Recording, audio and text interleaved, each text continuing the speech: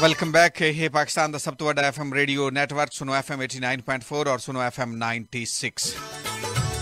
मुल्तान, बहावलपुर, रहीम यार खान, रोहो, रोही, थल, दमान, चौलिस्तान सुनते पे तुसा 89.4 ते। जहां जो मुजफ्फरगढ़, कस्बा गुजरात, चौक कुरैशी, फाजिलपुर, राजनपुर, जामपुर, फोर्ट मनरू, कोहे सुलेमान और मेरे अपने डेरा गाजी खान तुम सुनते पे हो एफएम 96 ते। इस तो इलावा तुम सब सुनते पे हो www.facebook.com/सुनो डीजी खान दे पेज दे उत्ते भी ये आवाज थोड़े तक पहुंचती पई है सुनो एफएम दी ऐप दे जरिए भी। रब सोना सारी झोंका को सारी बस्तियां को आबाद करे दोबारा।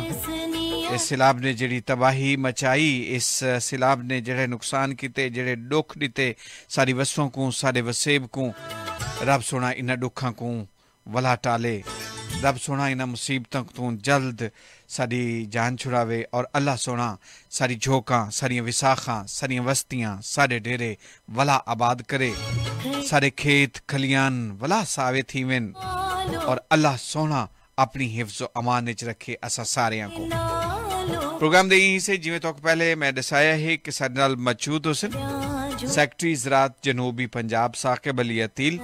इस फ्लड के दौरान साकिब साहब को असा जहमत नहीं दी थी क्यों जो मेरे इल्म चाहिए साकिब अली अतील साहब मुसलसल सैलाबी इलाकों दे विच मौजूद हैं और उत्थों दे लोगों को रहनुमाई गाइडलाइन अपने स्टाफ दे अमले दे नाल आजाते खुद उतना मौजूद हैं। कल ही मुल्तान आयन और असा कल ही ना तशरीफ गिन के आसो आमीन नाल गाल करे सो तब मैं बिला तखीर और बगैर कोई लंबे चौड़े सवाल किते हुए बगैर ही कोई सवाल करे सा। पहले तो खुश आमदीद साकिब अली अतील साहब तुसा तशरीफ गिन के आए सारे स्टूडियोज इस टाइम दिता, बहुत बहुत मेहरबानी। थैंक यू वेरी मच, बुलावन दा शुक्रिया जी। साकिब अली अतील साहब सारे नाल मौजूद हैं। जहर माइक थोड़ा सा सर के आगे करेंगे।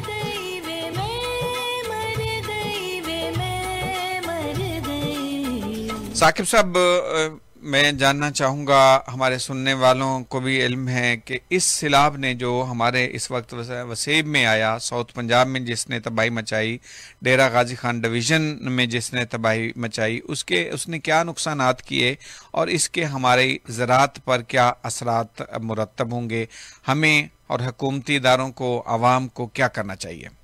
हाँ जी बिल्कुल। इससे पहले कि मैं इसके असरात बताऊँ, पहले हमें ये देख लेना चाहिए ये मैग्नीट्यूड क्या था। इतना मतलब पानी की इतनी ज़्यादा वाफर मिकदार, एक बारिशें एक तो बहुत बड़ा फैक्टर था। जैसे कि हम सब जानते हैं कि तकरीबन 15 जून से बारिशें शुरू हुई प्री मानसून की और फिर चल और अभी अगस्त के तकरीबन 25-26 तक बारिशें हुई हैं। बिल्कुल। तो इसके असरात जो पहाड़ों पर आए, जो हमारे ऊपर से कोहे सुलेमान और ये दूसरा फोर्ट मनरो और इस मुख्तलिफ पहाड़ों से जो पूरा डेरा गाजी खान डिवीज़न में इसके पानी बहुत ज़्यादा हैवी है। और मैं चूँकि मेरी ड्यूटी राजनपुर थी, मैं डिस्ट्रिक्ट राजनपुर को देख रहा था, तो उस हवाले से मैं आपको बताऊँ कि राजनपुर में 7 हिल टॉरेंट्स या रोद कोइयाँ चलती हैं। अमूमी तौर पे इनमें 2000-3000 और मतलब आम जो रोद कोइयों में पानी के 2000-3000 क्यूसिक पानी चल रहा होता है, तो वो नॉर्मल होता है, हर साल लोगों को पता है आना ही आना होता है। तो थोड़ा फ्लड थोड़ा बहुत डैमेज करता है, रेस्क्यू होता है, लोग सेफ हो जाते हैं। तो 2 बड़े रोद कोहियाँ, एक काहा और एक चाचड़ राजनपुर की बात मैं कर रहा हूँ। इनमें रूटीन में 16,000-17,000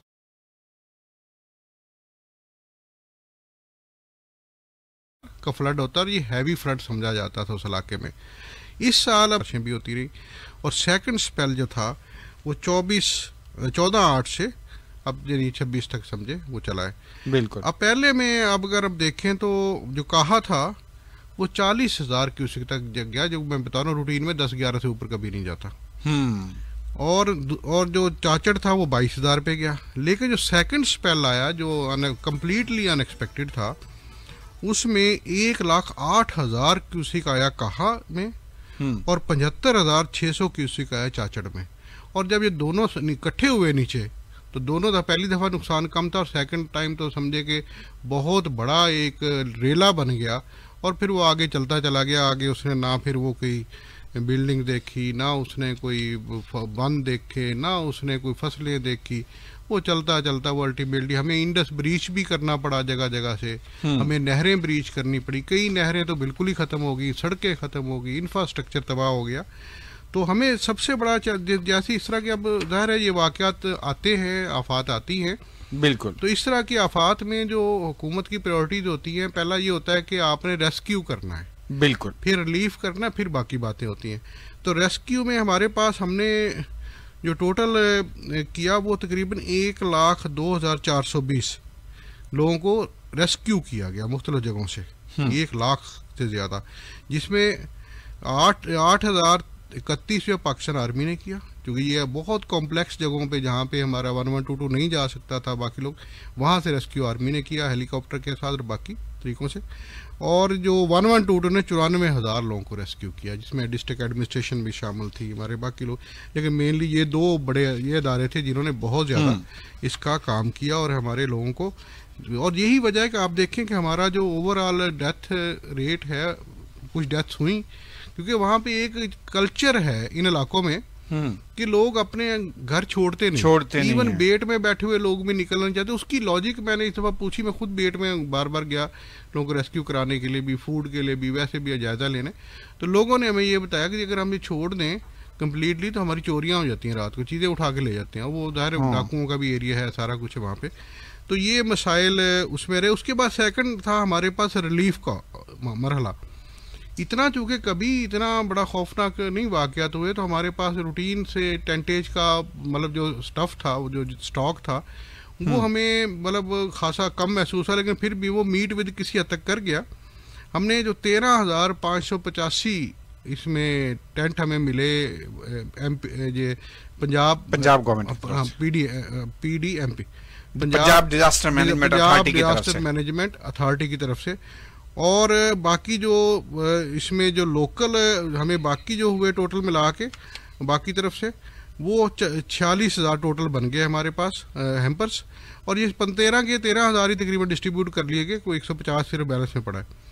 और इसमें फूड हैम्पर 46,608 हमें मिले, वो भी या मतलब खुद जनरेट किए या मुल्तान से मंगवाए गए या PDMA ने हमें प्रोवाइड किए। तो इस तरह हमें जो इनको, इसके अलावा कुक्ड फूड का बड़ा मसला था इनिशियली, जो कि पहला स्पेल इतना हैवी नहीं था, इसलिए अंदाज़ा नहीं था, उसमें तो मतलब थोड़े थोड़े मतलब 10, 15, 20 देगों से काम चलता रहा। अब इस वक्त आखिरी जो सेकंड स्पेल में ये पोजीशन थी कि रोज़ाना 500 देगे के करीब पक रहा था, 428 या 38 के राउंड बहुत फिगर था। तो इसमें ये सरकारी और प्राइवेट भी बहुत सारे लोग, उसमें हमारी बहुत सारी फलाई तंजीमें एक्टिव हो गई उन्होंने। अब इसका देखें कि 1,29,000 लोगों को हमने खाना खिलाया इस दौरान में। और हर रोज़ रिलीफ कैंप से तकरीबन 7-8 हज़ार लोग होते हैं जिनको 2 टाइम खाना दिया जा रहा है। तो ये 500 देंगे तकरीबन राउंड अबाउट डेली फराहम की जा रही हैं तमाम रिसोर्स थे। इसके अलावा जो हेलीकॉप्टर वहाँ पे चले और जिसमें टेंट्स पाकिस्तान आर्मी ने डिस्ट्रीब्यूट किए 135 किए उन जगहों पे जहाँ पे हम नहीं जा पा रहे थे। फूड हैम्पर भी 543 डिस्ट्रीब्यूट किए और बड़ा हैवी, यानी कि मतलब इस तरह के इलाके थे। हाजीपुर को देखें, अब हाजीपुर में चारों तरफ पानी था, एक गिरा हुआ था पूरा इलाका, गिरा। एक स्टेज पे हम किश्तियों पे जा रहे थे, अब तो ये पोजीशन बाद में पानी जब कम हुआ ना उसमें किश्ती चल सकती ना और, लेकिन उससे पहले हमसे मीट विद कर गए। लेकिन जो लोग बिल्कुल पहाड़ों के साथ थे तो वहाँ पे कोई ट्रांसपोर्ट नहीं जाती थी, वहाँ हेलीकॉप्टर ने बहुत ज़्यादा हमारा साथ दिया और लोगों की जिंदगी भी बची, लोगों को रिलीफ का गुड्स भी वहाँ एक हेलीकॉप्टर पाक आर्मी के हेलीकॉप्टर बाद में और भी आए और फिर डेरा गाजी खां में भी आए, उधर दोनों तरफ चलते रहे। तो बहुत बड़ा रिलीफ था, क्योंकि वो अदरवाइज पॉसिबल नहीं था वहाँ तक पहुँचना। इस सारे प्रोसेस में 37 के करीब, वैसे तो जो डिस्ट्रिक्ट गवर्नमेंट में एक सिंपल अनाउंसमेंट की गई कि जितने भी स्कूल कॉलेज से सारों के दरवाजे खोल दिए गए, लेकिन प्रॉपर जो प्रॉपर रिलीफ सेंटर एस्टैब्लिश किए 37 में थे, जिनमें 27 एक्टिव हो गए, बल्कि 31 एक्टिव हुए, बाद में और भी शामिल कर लिए गए, जिनमें को 782 के करीब फैमिलीज रह रही हैं इस वक्त और उन्हें वो सारा फ्राहम किया जा रहा है। अब इस पे लॉसेस पे आप आ जाएं तो हमारा जो लॉसेस 198 मौजा यानी मौजा जात, विलेज से बड़ा होता है मौजा, 198 मौजा जात उसमें इफेक्ट हुए। हाउसेज जो हैं, जो हमारी अभी तक जो टेंटेटिव फिगर्स हैं 28,646 हमारे हाउसेज डैमेज हुए।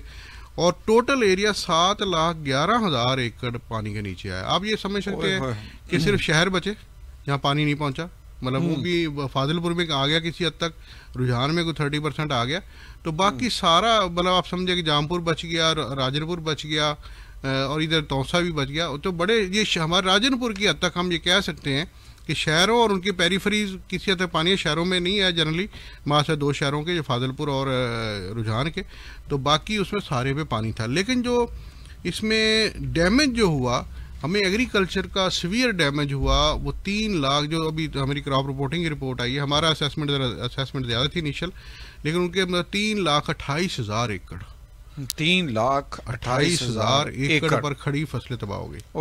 इसकी असेसमेंट तकरीबन 40 अरब रुपया है एग्रीकल्चर का।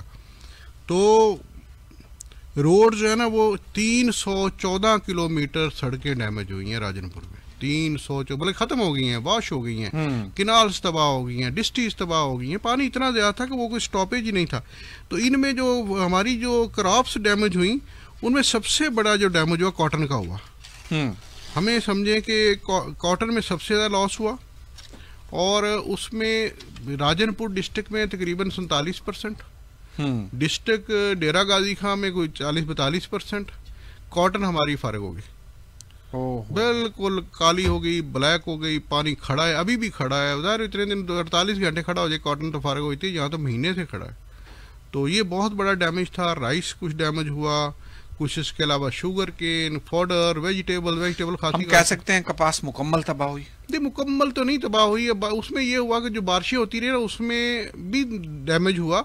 अभी समझे कि उनको डैमेज को भी शामिल कर लें तो हमारा कोई 60% डैमेज हो गई कपास 60% डेरा गाजी खां डिवीजन में जी। हाँ, और बाकी साउथ में भी बारिशें, साउथ में भी खासी डैमेज हुई। आप देखेंगे स्टंटेड ग्रोथ है, प्रॉपर फ्रूटिंग शेडिंग हो गई। पहले हीट वेव आई, आप देखें अप्रैल में हीट वेव आई, उसने हमारी उगी हुई कपास को 1 लाख एकड़ को जला दिया।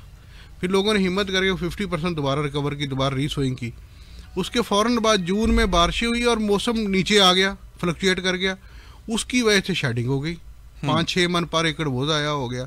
वो अभी वो मुसलसल चलता रहा, और अभी हमारी कॉटन कोई बहुत अच्छी कंडीशन में इस वक्त मौसमी हालात में हम नहीं देख रहे थे बिल्कुल, लेकिन फिर भी अभी जो बची उस पर हम पूरा जोर लगा रहे हैं कि वो किसी तरह बच जाए।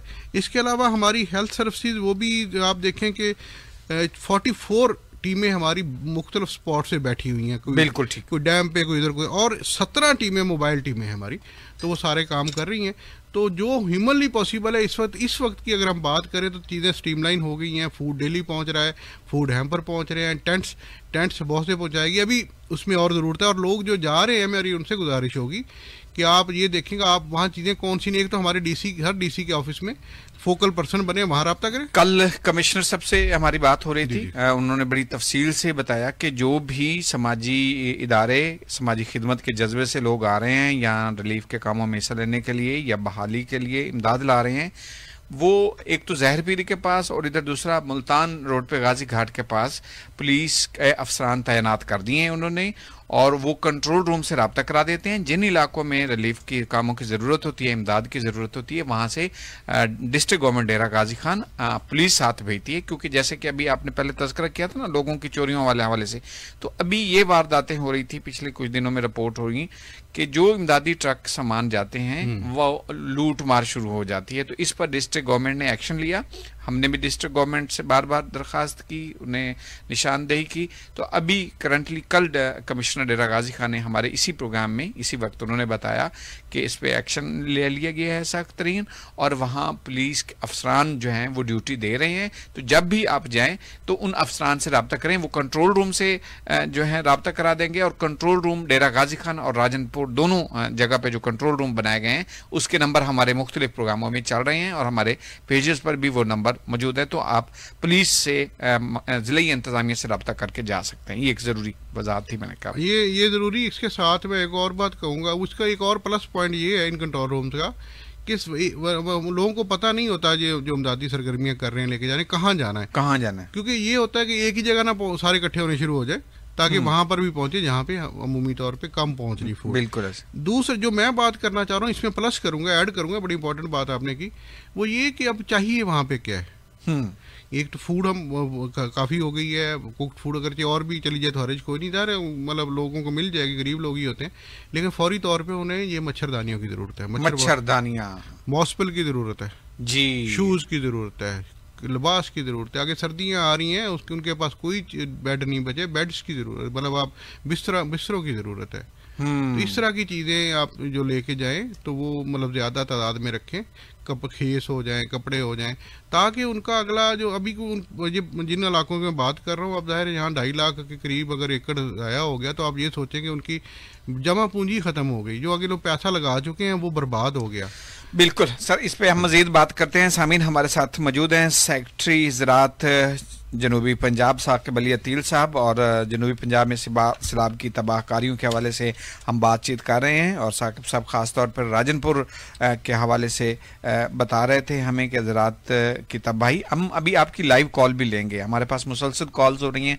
हमारी प्रोड्यूसर हैं गौहर, मैं उनसे दरख्वास्त करूँगा कि हमारे पास जो कॉलर के पहले सवाल आए हुए हैं वो भेज दें।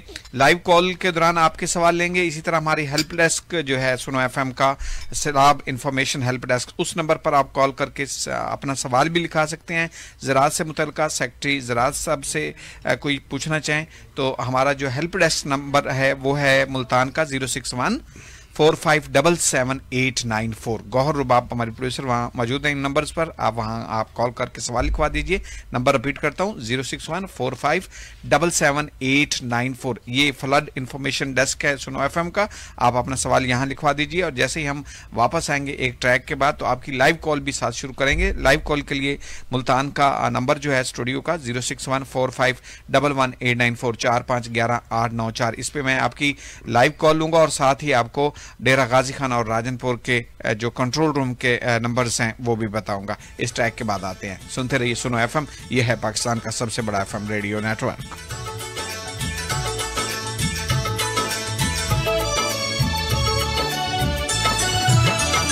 घड़ी दे दी